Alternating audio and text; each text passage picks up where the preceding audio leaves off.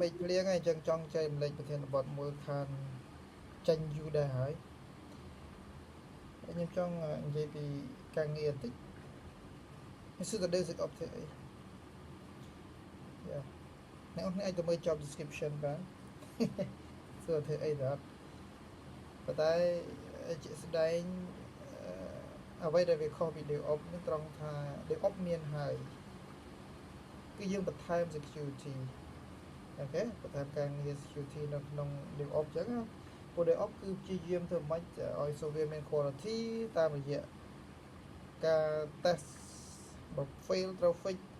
ឬក៏បើ fail បើមិន fix ត្រូវមាន certification អីចឹងទៅព្រោះគេផ្ដោតលើ quality ហើយត្រូវមានអ្នកដែល responsible លើរឿងហ្នឹងអញ្ចឹងណាហើយបើ fail នៅក្នុងautomate pipeline ហើយគឺយ៉ាយើងអាចបង្កើតបានទេត្រូវព្រោះបើយើង manual យើងចេះតែឡំតែហ្នឹងវាជា system អញ្ចឹងណាដោយសារតែកំណត់ហ្នឹងហើយយើងបន្ថែម security ថែមទៀតលើសពី testing ធម្មតាលើសពីគ្រាន់តែការ check មើល build without fail ទេអីគឺយើងបន្ថែម security មាន scan secret មាន scan source code រម injection issue ផ្សេងឬក៏អាច check មើលតើ dependency ហ្នឹងវាមាន outdate អត់ដើម្បីការពារ supply chain attack ផ្សេងៗអញ្ចឹងណាឬក៏យើង check ដាស់ដែរដើម្បី check មើលទៅ run time អាចមាន quality មួយចំនួនដែលនៅក្នុង run time អត់អញ្ចឹងណាបើ image scan image scan អីអញ្ចឹងទៅគឺ make sure ថាមុននឹងយើង release software មួយហ្នឹងវាផាសកន្លែងនេះគឺសំដៅថាយើងបាន review បានអីអញ្ចឹងណាចាបើវា fail វាអីក៏យើងមាន justification មានអីអញ្ចឹងទៅអញ្ចឹងណាហើយហ្នឹងជាការងារ DevSecOps ដែលត្រូវធ្វើគឺបន្ថែម security ទៅក្នុង DevOps ហើយវាមិនមែនតែប៉ុណ្្នឹងទេព្រោះកាលណាយើងនិយាយ security គឺការងារ security ច្រើនណាស់ហើយ security continue រហូតអញ្ចឹងណាត្រូវតែ check up to date review discuss ហើយមានតាំងពី training អីដើម្បីព្រោះ train មនុស្ស train developer អីចឹងទៅ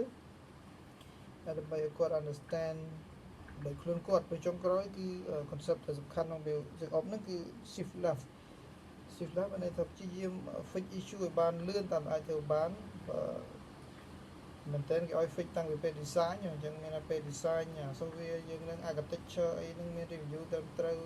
គេធ្វើ threat model អញ្ចឹងណាដើម្បីមើលតើប្រភេទ software របស់យើងដែលយើង develop ហ្នឹង system ដែលយើង develop ហ្នឹងវាអាចមានអីអត់មានអាចមានគេ design សម្រាប់ scale design សម្រាប់ robust ការពារcrash ការពារអីផ្សេងៗអញ្ចឹងមិនមែនតែរឿង security ទូទៅណាតាំងពីនៅក្នុង architecture ឬក៏ design ហ្នឹងគឺគេ check ទាំងអស់ហ្នឹងអាហ្នឹងគឺការងារ DevSecOps ហើយមែនទេទៅអូខេហើយនៅពេលធ្វើការជាក់ស្ដែងធ្វើអីគេគឺយើងប្រើ tool ប្រើ process ប្រើអីហ្នឹងឯង